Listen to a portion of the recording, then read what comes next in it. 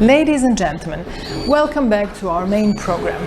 Yes, we all agree that workshops are great because of interaction and hands-on knowledge transfer. But here, at the Digitalization Center at the University Library Belgrade, hands are also adding to knowledge transfer. But these hands, to be more precise, two bionic fingers, are not of a human kind.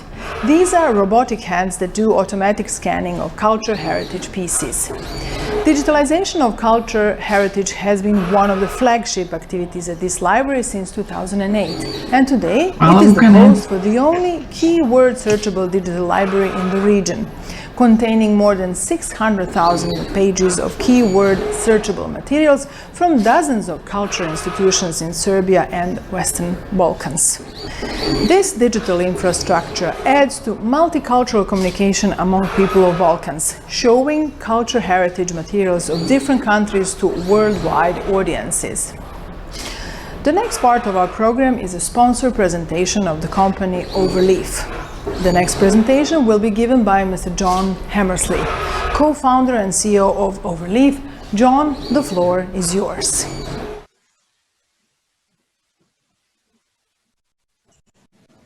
Hi everyone, thanks for joining me here at LIBER 2021.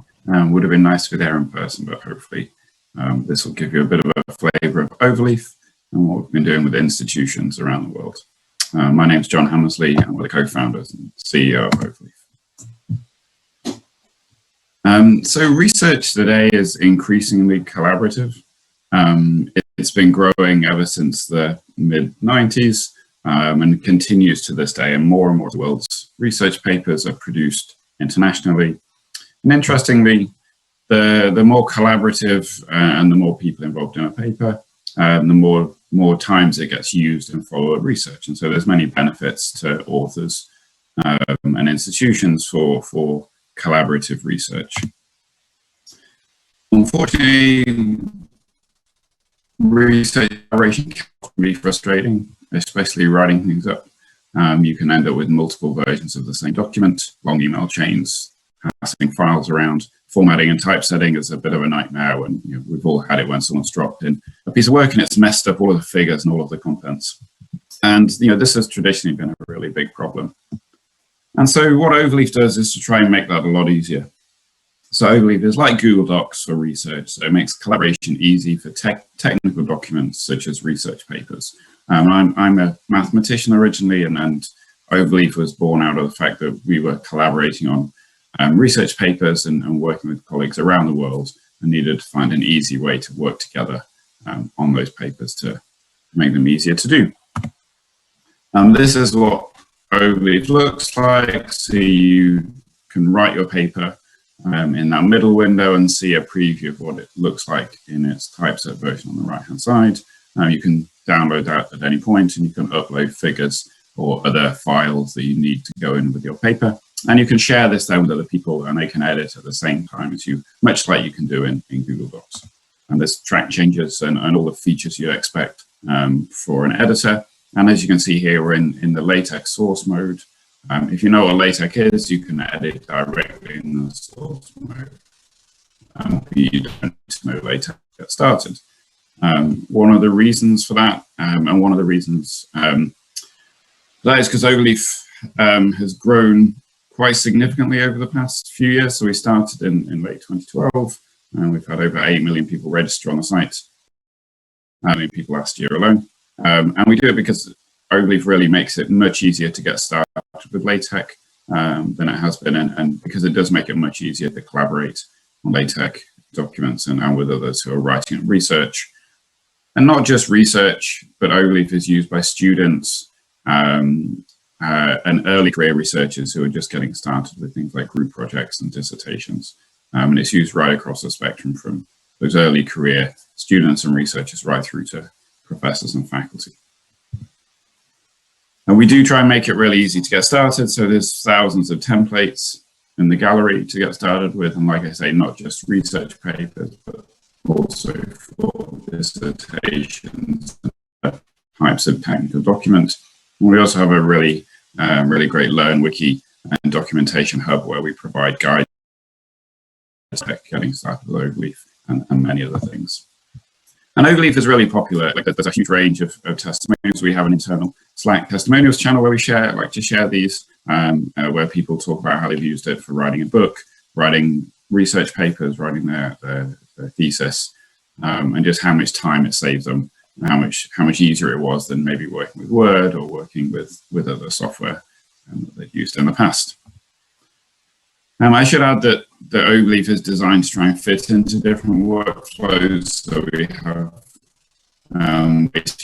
back up your work to Dropbox, or use Git access if you like to access it programmatically via the API.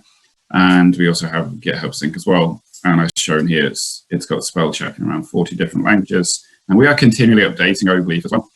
So we're trying to make it easier to use, and we have new features being rolled out all the time. And we always like to take feedback from users as to what's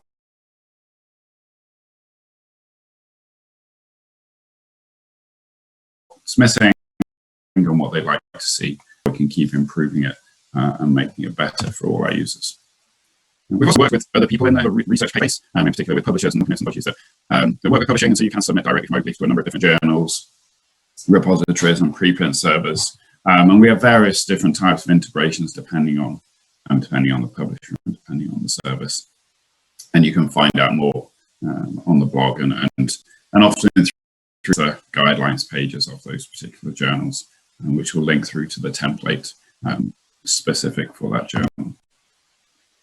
We're also used by a growing number of universities and institutions around the world, and we actually have a nice map that we added quite recently to the site showing the various Overleaf Commons locations where this is being used, sort of university or university-wide or institution-wide. And I should add that we provide sort of different types of sort of subscription depending on the type of level of access. So Overleaf Commons is the most popular university solution, and this is one where it provides Overleaf out to everyone or to a particular faculty at that university. It's easy to deploy with email-based authentication, or we now have SSO options, so it can be tied in with the university single sign-on.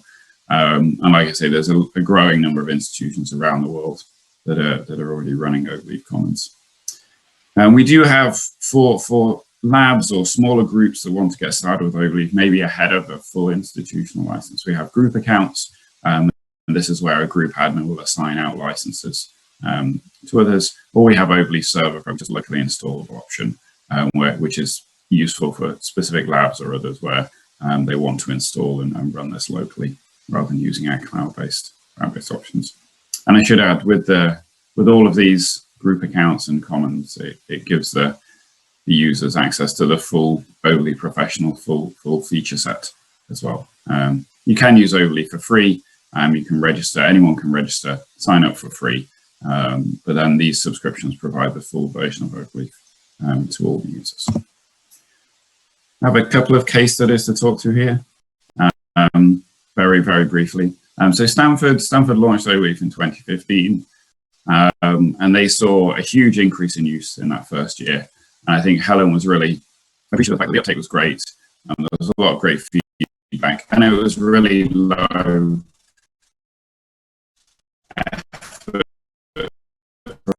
from an admin perspective, because it was effectively provided to the students, and once they'd registered Stanford email or confirmed their affiliation, and they got access to the upgraded license, and there was no sort of central admin required. We do provide metrics and real-time data on uptake and usage to the university admins. And you can see this monthly, weekly, or even day-to-day, and it can be useful for seeing if, say, you run a webinar or an internal course, does that help drive usage of the Overleaf platform.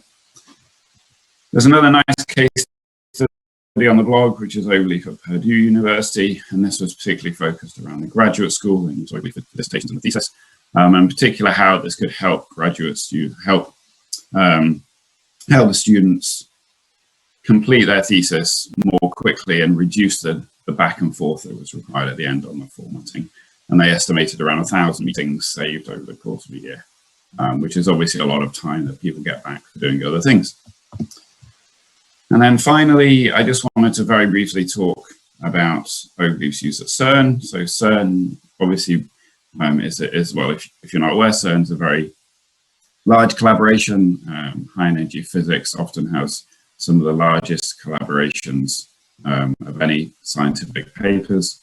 And this is a snapshot of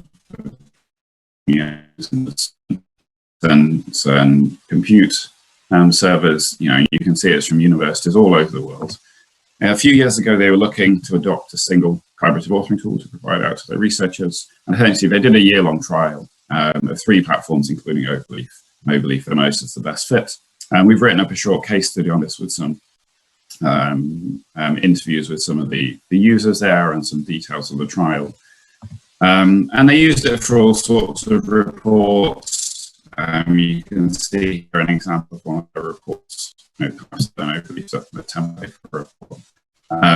And again, they saw a huge uptake. So usage in the first year and a half grew by over 800% from when and it was a really nice to see that increase in use, and it mirrored what we see at universities. The users and the students really enjoy using Overleaf and really appreciate it when the institution can provide that university subscription so that they can make the full use of Overleaf for all their work. So say thank you for listening. Hope you enjoyed this very short presentation. Please do get in touch if you have any questions. Thanks. Yes, John, thank you so much for the presentation of the Overleaf. We received, as a matter of fact, a question. You mentioned a significant rise previous year, 2020. Why is that? What do you think? What explains that? And what was the most used tool? This is the question from the audience. Thank you very much. Yes, so Overleaf's always been very sort of driven by grassroots usage, and because it's a collaborative project, people share it with other people. So a lot of the growth we see is from a researcher or a student using Overleaf and then sharing it with others. And I think naturally, as a lot of work has moved to remote sort of collaborations, we're seeing an increasing use of Overleaf, not just in the university setting, but also in the wider research industries and where scientists often work or collaborate with industry. So I think it's grown because of the use. It's because of the collaboration, and it's grown, particularly last year, I think, because there was such a focus on remote work and remote collaboration. And I should say the most used tool is overleaf.com, the cloud version of Overleaf. Whether that's through the free users, that's where we provide Overleaf Commons. So a university gets a portal like overleaf.com/edu/Stanford, and a portal through the students' kind of professional version, the upgraded version. Good to hear that there is rise, there is increase in the need of your services. Although the last year was very, very bad in many industries, but good to hear that Overleaf is doing great. Let me check with my colleagues in the back office if we have more questions. Just a second. Nope, it doesn't seem so. Thank you, Dr. John Hammersley, and I think we can say bye for the time being. And thank you for joining LIBER conference. Thanks very much. I hope everyone enjoys the have a nice coffee day. breaks Bye-bye. around the world.